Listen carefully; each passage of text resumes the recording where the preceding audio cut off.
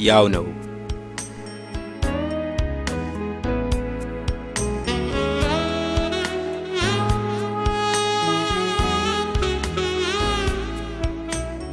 ከ22 ማዞሪያ እስከ 4 ኪሎ ድረስ ወክ አደረኩ። እንደሚታወቀው ወክ ማድረግ ለጤንነት ጠቃሚ ነው። ለታክሲ የምናወጣውን ወጪ ተከትሎ ከሚመጣው የራስ ምታት ይከላከላል። ወክ ማድረግ ሌላው ጥቅሙ የእግዚአብሔርን ሥራ እንድናደንቅ እድል መስጠቱ ነው። የእግዚአብሔር ሥራ ድንቅነቱ እግርን ከጠመን ያለ መስራቱ እንጂማ ከ22 እስከ 4 ኪሎ ተጉዤ ከወገብ በታች ምን ይተርፈኝ ነበር? ለብዙ ዓመታት ያክል በቀን 50 ብር አጠፋ ነበር። በኋላ በየቀኑ 50 ብር ሳጠፋ ከምኖር ለምን ራሴን አላጠፋም እያስብ ጀመር። ምን ማሰብ ብቻ ወሰንሁ። ራሴን ለማጥፋት የተሻለው መንገድ ገመድ ነበር። ግን እንደኔ ያለ በቀን 50 ብር ሲያጠፋ የኖረ ሰው በስሙኒ ገመድ መገላገል ክብሩ አይፈቅድለትም። ስለዚህ ግማሽ ሚሊዮን ብር በሚገመት መኪና ተገጭቼ ለመሞት ወሰንሁ። በግማሽ ሚሊዮን ብር እየተደፈጠጥክ እንደሆነ ስታስብ ወተት እንጂ ደም አይፈስም አልኩት ራሴን እና በዚህ ወስኜ 4 ኪሎ አስፋልት ዳር ቆሜ ተጠባበቅ ጀመር። ቢመጣ መዳም መኪና፣ ቢሄድ አቧራ የለበሰ አውቶቡስ፣ ቢዞር በጭቃ የላቆጠ ቡልዶዘር፣ አንድም የረባ መኪና አልመጣም። ታከተኝ። ወዲያውም የመጨረሻው ተባይ ግራ ብብቴን ስለበላኝ ግራ እጄን ወደፊት ዘርግቼ በቀኝ እጄ ብብቴን ሳክ። ያየች መኪና የሊፍት ጥያቄ መስሏት አጠገቤ ቆመች። የመኪናይቱ በር ሲከፈት ከውስጡ ወጣት ሴት አለች። ወጣት እንኳን አትባልም፣ አረጀች ማለትም ይከብደኛል። እድሜዋ ቢገፋም ወጣት የሚለውን ቃል ሳልነፍጋት በገልጻት ደስ ይለኛል። በወጣትነቷ ላይ ተጨማሪ 35 ዓመታት የጨመረች ሴት ናት ብል ይሻለኛል።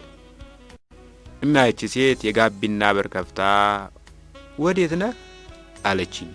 ወደ ቤቴ አልኳት። ግባ አለችኝ። ገባሁ። መኪናዋን ስገምታት ከ20 ሺህ በላይ አታወጣም። ምን ቸገረኝ? በግማሽ ሚሊዮን ብር መኪና ከመሞት በ20 ሺህ ብር መኪና ወደ ቤት መሸኘት ይሻላል። በነገራችን ላይ ይህን ሊፍት ከሰጠች ሴትዮ ጋር ተጋብተን እኔ ብስ እየተባባልን በደስታ ከኖርን በኋላ 50 ብር በቀን እያጠፋሁ ስላስቸገርኳት ፈታችኝ። አባቴ በመልኩ ራሰ በራ፣ በጠባዩ ደግሞ ቆጣቢ ነበር። 30 ዓመት ሲሞላኝ የ50 ብር መስታወት ገዝቼ ፊቴን ሳየው ጠጉሬ ሙልጭ ብሎ እንደሄደ ተመለከቱ። መስታወቱ ፊት ቆሜ ለ40 ደቂቃ ያክል አለቀሱ። ጸጉሬን የሚከረክሙኝ ጎረቤቴ ያሉ ምስኪን ሽማግሌ ከዚህ በኋላ ከኔ ምንም እንደማያገኙ አስቤ ነው መሰል በጣም ስሜት የተነካ። መቼም ጸጉሬ ሸሸ ብዬ ያን ያህል ላለቅስ አልችልም። እንጃ ብቻ ሌላ 50 ብር አውጥቼ ኮፍያ ገዛሁ። ተመልከቱ እንግዲህ እግዚአብሔር ራሰ በራነትን እንጂ ቆጣቢነትን በዘር እንደማያወርስ የተረዳሁት ያኔ ነው። ለማንኛውም ዛሬ 4 ኪሎ ድረስ ወክ አድርጌያለሁ። ቁጠባን ብዬ ጀምሬያለሁ ማለት ነው። ከቤቴ ይዤ የወጣሁት 60 ብር ኪሴ ውስጥ አለ። ቢያንስ 50 ብር ይዤ መመለስ አለብኝ። እስካሁን ለስህተት የዳረገኝ በቁጥር አለማሰቤ ነው። ለአዲስ አበባ ሰው ግን መላእክት እንኳን ቁጥር ናቸው። የ3ኛ ክፍል የሂሳብ መምህሬ እግዚአብሔር ይለት ከስጋ ቤት ወረፋ መያዣ ያለፈ የቁጥር ትምህርትን ቢሰጠኝ ኖሮ ዛሬ ሰው ሁሉ ካልኩሌተር ውጦ በሚወለድበት ዘመን ግራ አይገባኝም ነበር። እግሬን ለማሳረፍ ወደ አንድ አዲስ ሬስቶራንት ገባሁ። ሬስቶራንቱ ገና አዲስ በመሆኑ የሬስቶራንቱ መስራቾች በርብርብ አስተናገዱኝ። ባልየው ኮካ ይዘውልኝ መጡ። ሚስቲቱ የቆርኪ መክፈቻ ሲያመጡልኝ አስተናጋጅነት የተቀጠረው ወጣት ብርጭቆ አቀረበልኝ። ከዚያ ቤተሰቡ በጠቅላላ በየማዕዘኑ ግድግዳ ተደግፈው ቆመው ኮካኮላን ለመጀመሪያ ጊዜ ለሙከራ የጠጣሁ ይመስል በጉጉት ያዩኝ ጀመር። ኮካውን ለማንቆርቆር እንደ ዶሮ ሳንጋጠጥ ከፊት ለፊቴ ካለው ግድግዳ ዋጋው 3 ብር እንደሆነ የሚናገር ጽሑፍ አየሁ። ባንጋጠጥኩበት እግረ መንገዴን ጸለዩ። አቤቱ ግማሽ ጠርሙስ ጠጥተን ብር ከ50 የምንከፍልበትን አሰራር አምጣልን ብዬ ተማጸነው።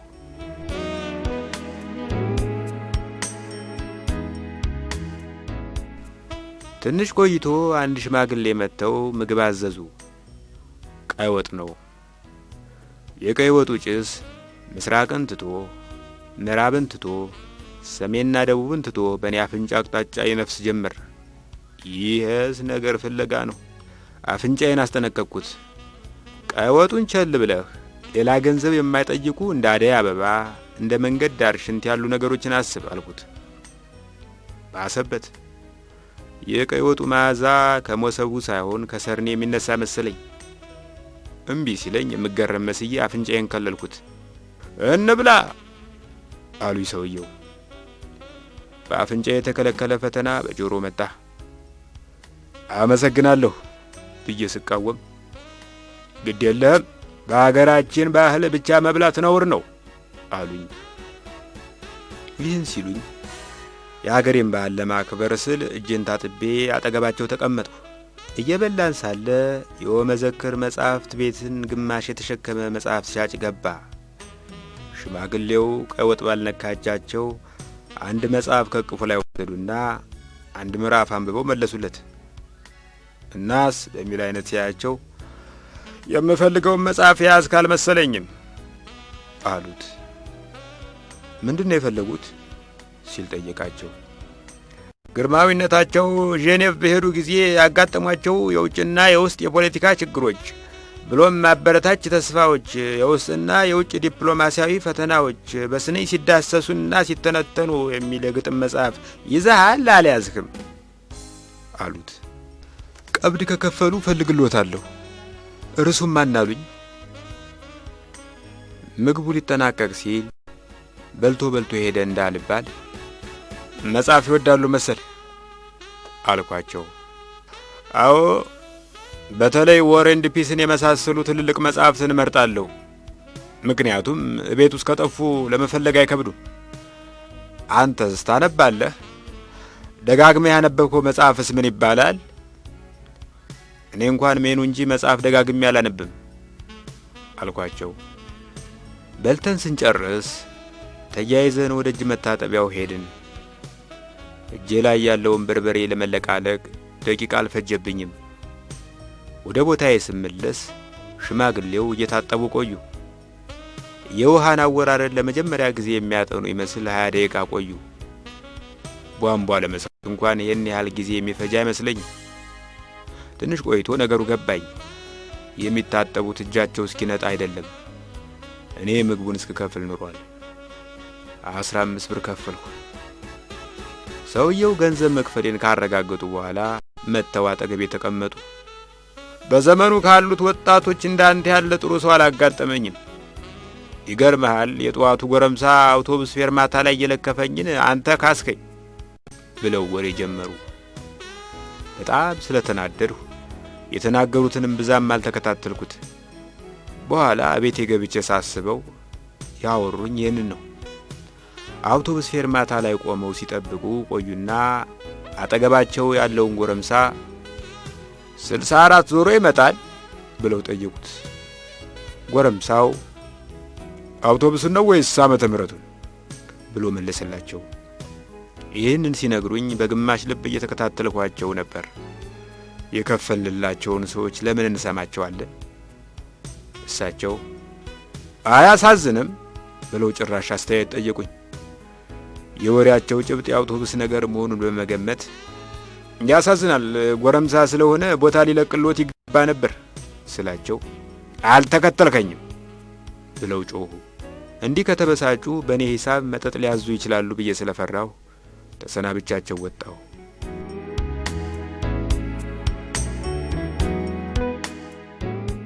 ከሽማግሌው ጋር እንደተለያየው የቀረጽኩትን ፕሮጀክት እንድተይብልኝ የሰጠዋትን ታይፒስት ፍለጋ ሄዱ። ሰሞኑ ለሚሊኒየም አንድ ፕሮጀክት ቀርጫለሁ። ፕሮጀክቱ ጥቂት 100,000 ብሮች የሚጠይቅ ሲሆን ገንዘቡ ከተፈቀደልኝ የሚከተለውን ለማድረግ ቆርጫለሁ። ነገሩ ልመናን ይመለከታል። እንደሚታወቀው አዲስ አበባ ቅጥ ያጣ የልመና ስርዓት ካላቸው ከተማዎች ግንባር ቀደሟ ናት። ይሄ ደግሞ በዓለም ላይ ሊሰጣት የሚገባትን ክብር ያስቀርባታል። ነገሩ እንዲስተካከል የሚከተሉትን ማድረግ ግድ ይላል።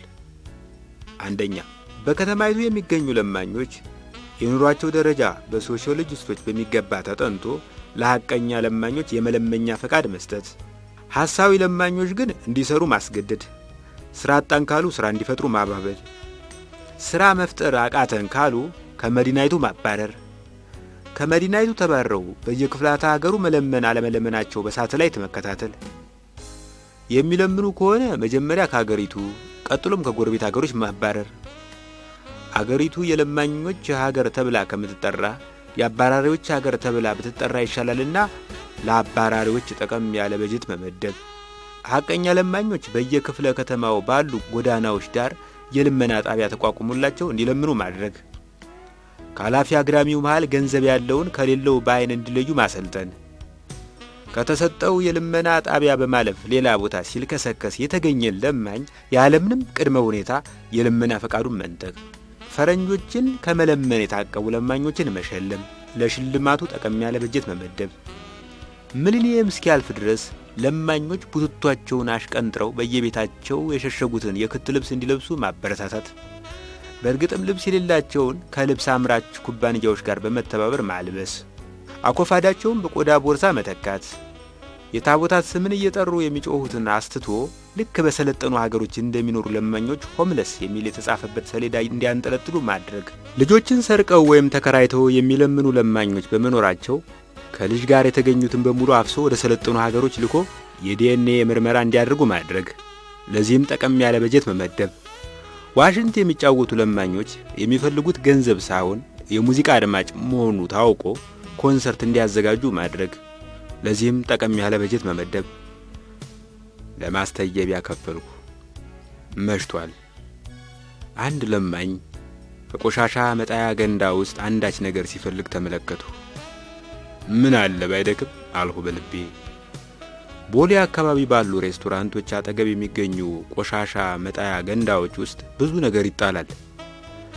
በጣም ቅባት ስለበዛበት ያልተበላ ክትፎ፣ በጣም በመብሰሉ ምክንያት ያልተበላ ፓፓያ፣ በጣም ሀቅ ስለበዛበት ያልተነበበ ጋዜጣ ይጣላል። 4 ኪሎ በሚገኙ ሬስቶራንቶች አጠገብ ያሉ ገንዳዎች ግን ይህ ዕድል የላቸውም። እንኳን ምግብ የምግብ ጥቅስ የሚገኘው በስንት አንድ ነው።